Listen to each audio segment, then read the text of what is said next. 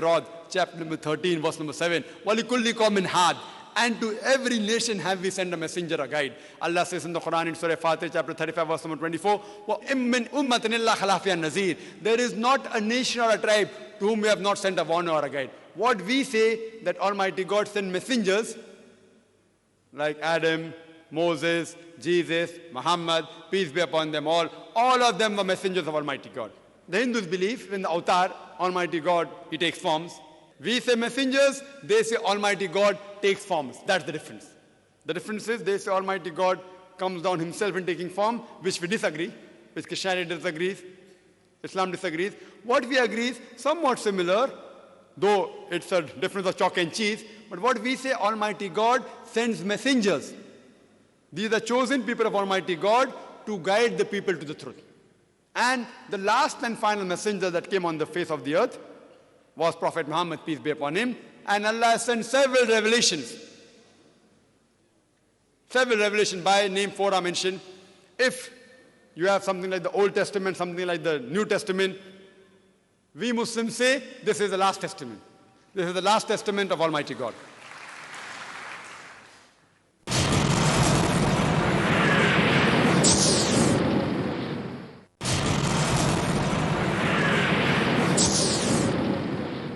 Good evening, sir. My name is Raj Kumar. I'm doing my final MBBS in Stanley Medical College. My question is, why do Muslims in India constantly oppose a common civil procedure code? Why do Muslims in India oppose a common civil procedure code? Thank you, sir. The brother has asked a very good question, that why do Muslims oppose the common civil code? Brother, I am for the common civil code. But that common civil code should be the best code which practically gets result. I am for it. Even if the full Muslims of India are against it, I, Dr. Zakir Naik, is for it, and I would debate. I would be on the platform to discuss logically which is the best code, which is the best law. And you find this, that the law which is the most practical law, you implement that. I would advocate that let India have a common civil code. Common criminal code also. Why only civil code? Have common civil code, common criminal code, but we should have a dialogue that which is the best code. Like a Hindu lady who asked me that why does Islam allow a man to have more than one wife? I gave the answer. People appreciated it. So if you agree with the answer, you'll have to have a common civil code that man is allowed to have more than one wife. There is no other answer for the surplus number of women in the world. There is no other solution. No religion has that solution, though all the religions, there's no religion which says that marry only one, except for the Quran. And I gave an analogy that for hijab, for rape, I give the analogy that the best punishment that you can give, the best punishment you can give, which has the best result, as Islam says, the woman should be dressed up in hijab. The man, whenever he looks at a woman, he should lower his gaze. And after that, if any man rapes a woman, he gets capital punishment, there's death penalty. And I gave the stats of America that according to the FBI report in 1990, 1,756 cases of rape took place every day in the year 1990. In 1996, according to the statistics of US Department of Justice, 2,713 cases of rape took place every day in the year 1996. That means every 32 seconds, one rape is taking place. You know, we are here since the past 2 hours. More than 200 rapes have taken place in USA from the time we are here. I say that if you implement the Islamic Sharia, that every man, when he looks at a woman, he should lower his gaze. Every woman should wear the Islamic hijab, complete body covered except the face and hands up to the wrist. After that, if any man rapes, he gets capital punishment. I'm asking you the question, will the rate of rape increase? Will it remain the same or will it decrease? It will decrease the practical law, and this you can see. There was a program on BBC talking about a part of Nigeria which implemented the Islamic Sharia, and they gave the death penalty for rape, and immediately the cases of rape came down. The least rate of rape in any part of the world is in Saudi Arabia. I'm not speaking in favor of Saudi Arabia, but what is right we have to appreciate. And I congratulate L.K. Advani. I remember a couple of years back, in the 1999, in the month of October, he gave a statement, being the Home Minister, that death rap should be given to the rapist. And I congratulate him. He's coming closer to Islam. Maybe the next Home Minister will say that all the women should wear hijab. Hello, Assalamu alaikum. My name is Yashar Payami. I'm from Iran, really. And I want to know exactly is that you must have read Salman Rushdie's Satanic Verses. And as a Muslim, nobody would have liked that book. So what do you think Imam Khomeini did was, what he did was correct, asking for the people for fatwa? That was my main point. What Imam Khomeini had told about the fatwa, against Salman Rushdie, was it correct or what? Whether the question that what Imam Khomeini said regarding the fatwa of Salman Rushdie, is it right or wrong? My basic question is that why did Imam Khomeini give the fatwa 1 year later? The first country to ban the book of Salman Rushdie's Satanic Verses was India. And I congratulated Rajiv Gandhi for doing that act. Why should Khomeini give the fatwa of killing Salman Rushdie after 1 year? Because he was getting out of the news. All politicians, if he wanted to give the fatwa, he should have given. The book was reviewed by so many parts of the world, so many countries banned it, and then he gives the fatwa, he should be killed. Whether right or wrong is afterwards, all the political gains. All political gains. All these things are political gains. But what Rajiv Gandhi did, maybe he didn't know about it, and I've given a talk on this issue of Satanic Verses. Though this book is banned in India, I've read that book. You know, Salman Rushdie, who claims, just for namesake, he's a Muslim, he did not leave anyone. In his book, he even abuses Queen Elizabeth. And the same British government who had banned an American author for using a four-letter word, father, uncle, cousin, king, for the policy of Margaret Thatcher, that same Salman Rushdie, he makes it active and uses ing. And yet the book is very popular. So one American author, they banned because he uses a four-letter word for Margaret Thatcher. This another person, Salman Rushdie, makes it active, ing, for the same Margaret Thatcher's policy, but he gets an award. Why? Because he's maligning Islam, so they're very happy. And do you know, he even did not leave Ram and Sita. You know, these people are respected by the majority of the Indians. He even abused them. I don't want to use that word. He abused them also, he don't leave them. And many of the people are supporting. So maybe Rajiv Gandhi didn't know. But later on, if you read that book, you realize he did not leave anyone. So if a person who keeps on maligning, etc., Allah says in the Quran, in Surah Ma'idah, chapter number 5, verse number 33, as to anyone who wages a war against Allah and His Messenger, there are various options given, that you can either execute him, you can crucify him, chop off opposite limbs, or take him out of the country. And this law is not only in the Quran, it is even in the Bible. If you read the book of Leviticus, it says that anyone who blasphemes the law, you should stone that person to death. Even a passerby who is a stranger should stone that person to death who blasphemes the law. So this law is then all the religious scriptures, not only there in Islam, in most of the religious scripture for blasphemy, whether it be Christianity, whether it be Islam, whether it be Judaism, for blasphemy, if it's a confirmed blasphemy, if it's that part of the country. We cannot give fatwas here, they should kill him, etc. If it's an Islamic state of law, if anyone blasphemeth, there are certain laws and rules and regulations laid down. But what politicians do, whether it be a Muslim politician or whether it be a non-Muslim politician, I'm sorry, I don't again want to hurt any politicians per se. If not all, I say majority.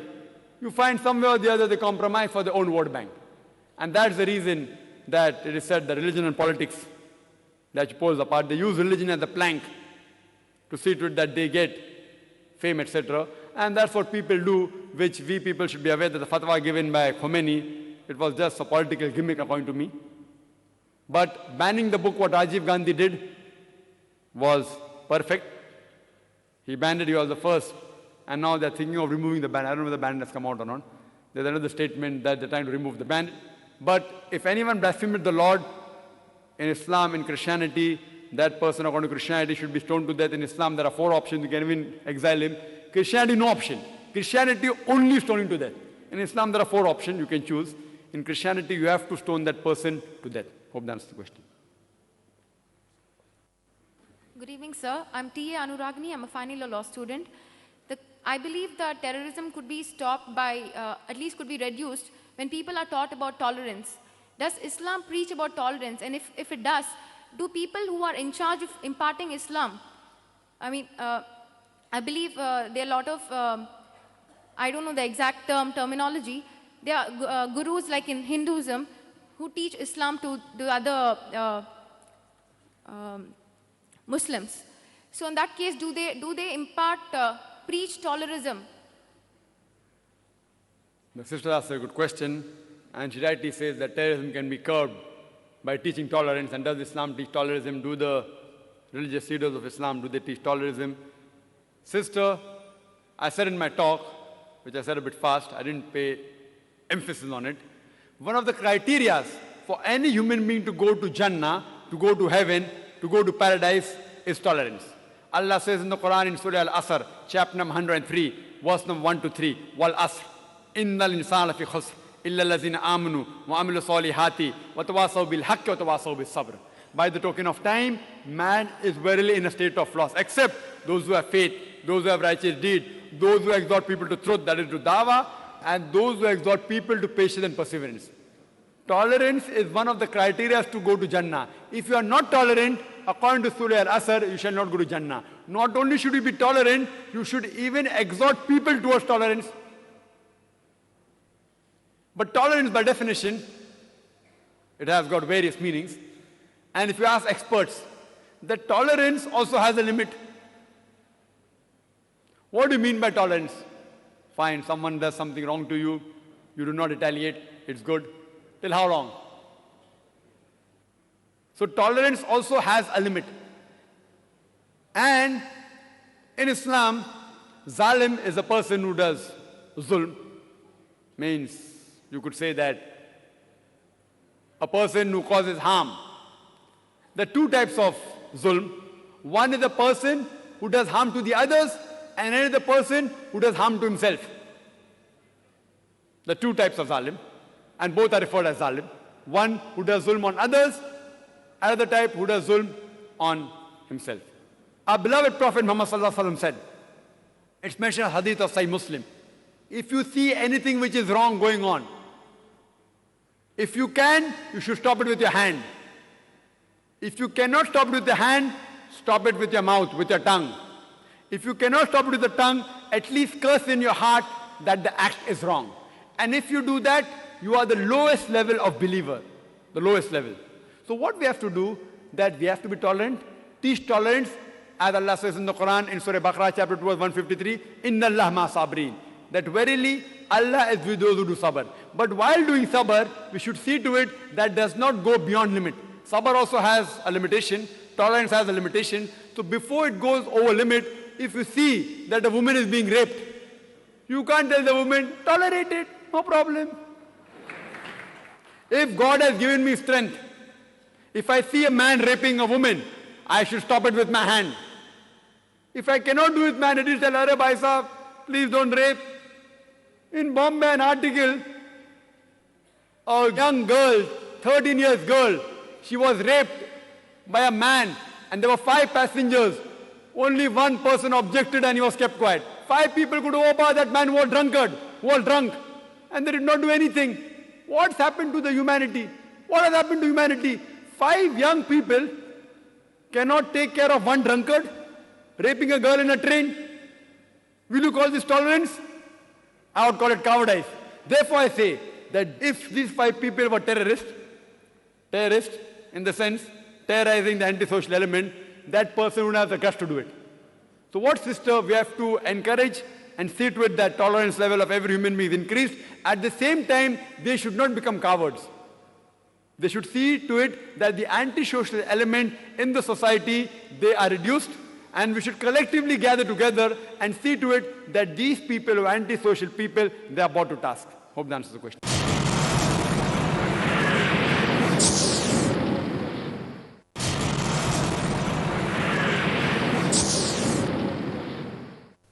Hello, my name is B. Deepak. I'm a chartered accountant.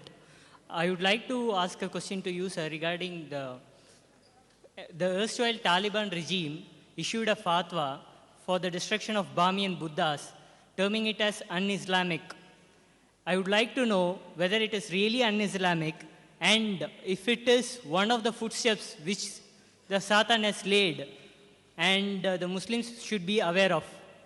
Brother asked me the question, the same question was asked to me in Surat when I was giving a lecture talk in Surat. Just a couple of days after this issue, it was very hot in the oven. The Taliban were destroying rather at that time the statue of Buddha Bamiyan. The brother asked me the question that, is it Islamic, etc. And the same question asked by a non-Muslim to me in Surat, that is it right or is it wrong? At that time yet there were conflicting views whether they were destroying or not. So again I said at that time that I don't know whether destroyed or not, but today we know there are confirmed news that they have destroyed it. Whether right or wrong. What I can say, that I being a student of comparative religion, whether right or wrong I'll tell afterwards, what I can tell that surely the Taliban, if they destroyed the statue of Buddha, what they were doing is actually they were educating the Buddhists. I am a student of comparative religion. I have read the Buddhist scriptures. I have read Dhammapad. I have read the scriptures. Nowhere in any of the Buddhist scriptures did Buddha ever say, make a statue of myself. Buddha never said that the Buddhists should do idol worship. It is a later innovation. So what I could say as a student of comparative religion, whether right or wrong will come afterwards, what they were doing is surely they were educating the Buddhists. And in none of the Buddhist scripture is it mentioned that they should make a statue. Coming to the question. And this question was asked to me even by the press when I was in Bangalore. That just because Islam feels idol worship is not allowed, there are other religions, there's even Christianity. If you read the Old Testament, it's mentioned in the book of Deuteronomy, chapter number 5, verse number 7 and 9, as well as the book of Exodus, chapter number 20, verse number 3 to 5. It says, thou shalt have no other image besides me. Thou shalt not make any graven image of me, of any likeness of anything in the heaven above, in the earth beneath, or in the water above the earth. Thou shalt not bow down to them, nor serve them, for I, thy God, thy Lord, is a jealous God. So even according to Christianity, according to Judaism, making images of anyone who you say is God is prohibited. Same it is prohibited in Islam. So when I gave this reply that they were educating the Buddhists, so what they said, that but didn't these Taliban, didn't they cause grief to millions of Buddhists? I said yes. So does Islam allow anyone to cause grief to millions of human beings? I asked the journalist a question, that what if suppose the Indian government catches a haul of drugs, cocaine, brown sugar worth 10 crore rupees, worth about $2 million, they catch a haul, drugs. What will the Indian government do? So the journalist told me the Indian government will burn the drugs. I said, good. I said, do you know, for millions of human beings in the world, drug is God for them? So will you agree with the Indian government or go against the government that they're destroying the God of millions of drug addicts? Because the Indian government feels that the drug will cause loss to the body, what they're doing is right, even though it's causing grief to millions of drug addicts. But if they feel it is wrong, they're burning. You cannot go and tell the Indian government that why are you burning the drugs? A drug addict will feel bad. So similarly, Afghanistan is their government. It is their property. See, the statue is their property. If they come and do something in any other country, then you can object. They are doing in their country, it is their property. If they like it, they'll keep it. If they want to destroy it, they'll destroy it. Who are we to object? We can't object. And furthermore, if you analyze that people who talk, the other person who said that Indian government is so tolerant. Do you know in Bombay, when you come out of the domestic airport, of the Santa Cruz airport, there was a big statue of Mahavir, just outside the Hotel Jal. And it was unclothed, so the people took objection. And then they built a wall in front of the private parts. Later on, after a few months, they removed the statue. Now those same people who objected to the statue being there, those same people today are condemning Afghanistan. Why?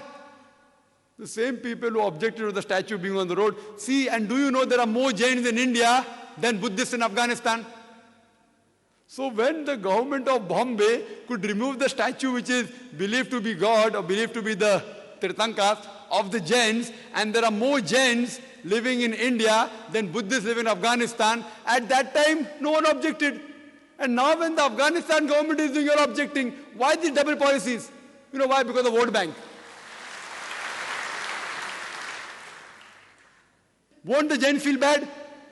So if the Jain believes in keeping a statue of Mahavir, who's a Tritanka, why are we objecting? At that time, everyone objected. The statue should be removed. Statue should be removed. And the same people who objected were condemning that why did you destroy the Bamiyan Buddha statue?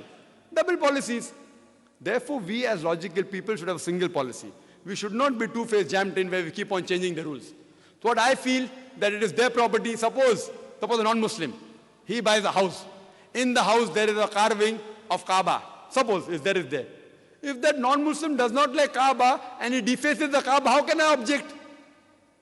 If someone, and believe me, if any Muslim, if he makes a statue of Prophet Muhammad, peace be upon him, and if you destroy the statue, even if the full Muslim world is against you, I, Dr. Zakir Naik, will support you. Because making a statue of Prophet Muhammad, peace be upon him, is prohibited. If any Muslim lunatic makes the statue of Prophet Muhammad, peace be upon him, and he worships it, and if you being a non-Muslim, knowing knowledge of Islam, if you go and destroy the statue, even if the full Muslim world is against you, I, Dr. Zakir Naik, will support you.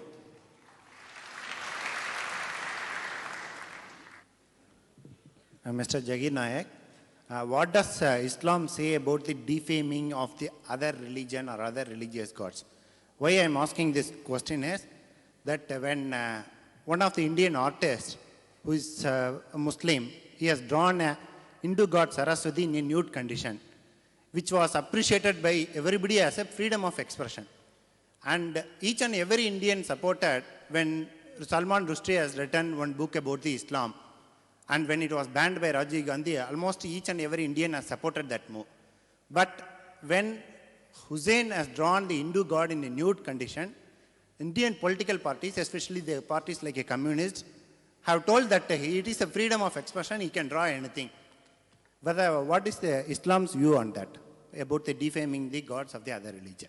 The brother is referring to the Muslim artist F.M. Hussain. He didn't give the name, or maybe he doesn't know, maybe he knows, he didn't want to give the name. F.M. Hussain, he's from Bombay, from the city where I come. He did some paintings of God Saraswati, unclothed, and many of the journalists supported, saying freedom of expression. You ask my opinion, first of all, making a nude picture of any lady, whether God or not God, is haram in Islam. Whether Muslim or non-Muslim. It is unethical, inhuman. Why do you want to sell your daughters?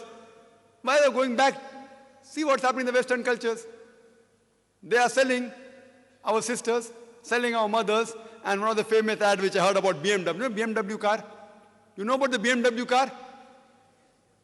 It is somewhat like Mercedes for the youngsters. Mercedes, top level car. In that ad, I'm sorry to say, I was told that there's a lady standing in the bikini in front of that car, and it's mentioned there, test drive her now. Who, the car or the girl? What has the girl got to do with the car?